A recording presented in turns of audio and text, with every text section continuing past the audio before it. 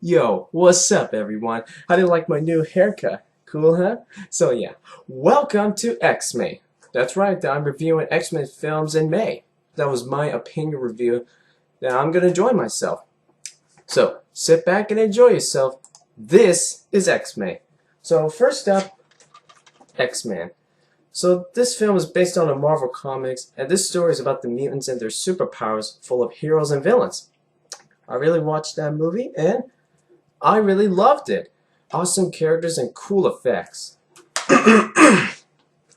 So let's start with the characters and their associate superpowers. The heroes of X-Men are Jean Grey, also known as Phoenix, and she uses telekinetic powers. Scott Summers, also known as Cyclops, has laser eye powers.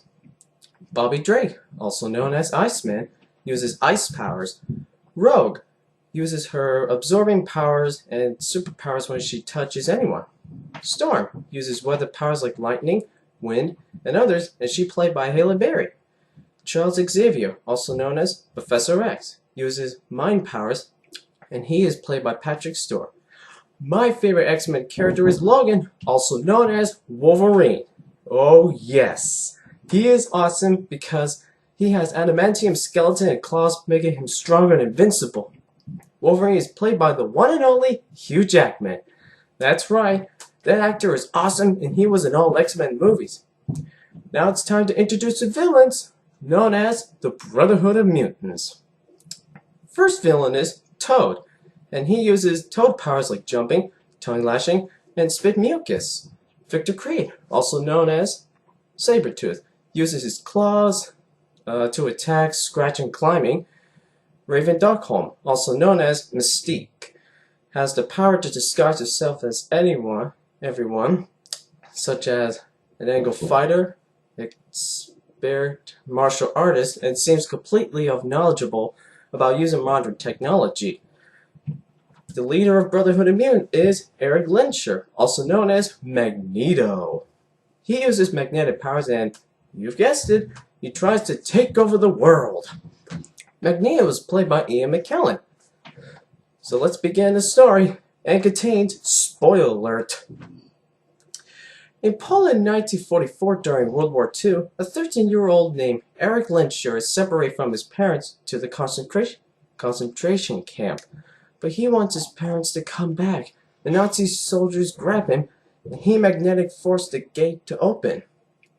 Decades later, in the not-too-distant future, in Meridian, Mississippi, Rogue accidentally kissed her boyfriend, which caused by absorbing. She runs away to Alberta, and she met Wolverine. Cyclops and Storm saves Wolverine and Rogue from attack by Sabretooth and brings him to X-Mansion. It's school for mutants in Westchester County, New York. Senator Robert Kelly, the senator of Washington, wishes to ban all mutants, but he gets kidnapped by Brotherhood of Mutants, and they take him to the island of Brotherhood of Mutants. That night, Wolverine had a nightmare about his past. Suddenly, he wakes up and he kills Rogue by accident, and she absorbs him. The senator gets mutant, and he escapes the prison. The day at the beach, the senator emerged naked onshore after escaping from Magneto, and there's Stanley as a hot dog stand vendor. But I have a question. Why Stanley can't be in the other X-Men movies? Well, of course he appeared in X-Men 1 and X-Men 3, right?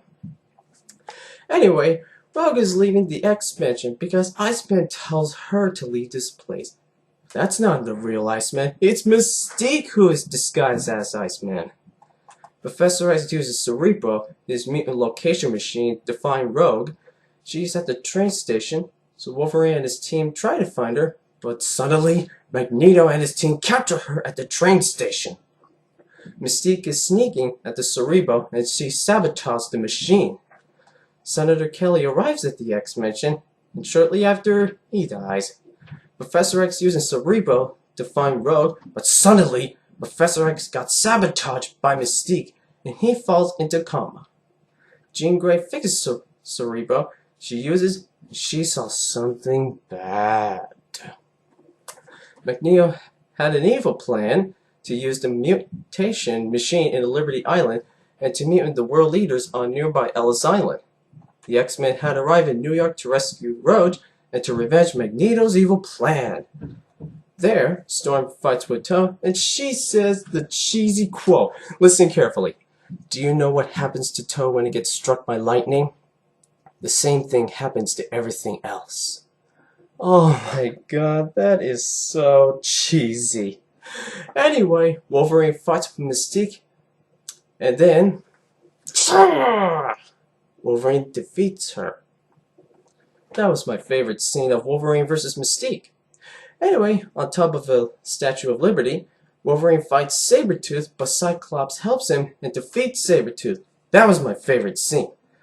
So Wolverine destroys the mutation machine, saving Rogue, the world leaders, and defeat Magneto. The X-Men save the day! Professor X recovers from his coma, and Magneto and Mystique are alive.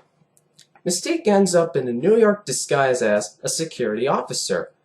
Wolverine is leaving X-Mansion, but he will come back someday. The X-Men see Senator Kelly on TV, but it is not the real Senator. It's Mystique disguised as Senator Kelly. At the end, Magneto gets arrested and he is placed in a plastic jail where he plays chess with Professor X. That was an awesome scene. But what will happen next? Wait for the next sequel called X2 X-Men United. So there you have it. That's my review of X-Men. I always loved the movie. Awesome characters, perfect effects, and it was it was amazing. I really loved it.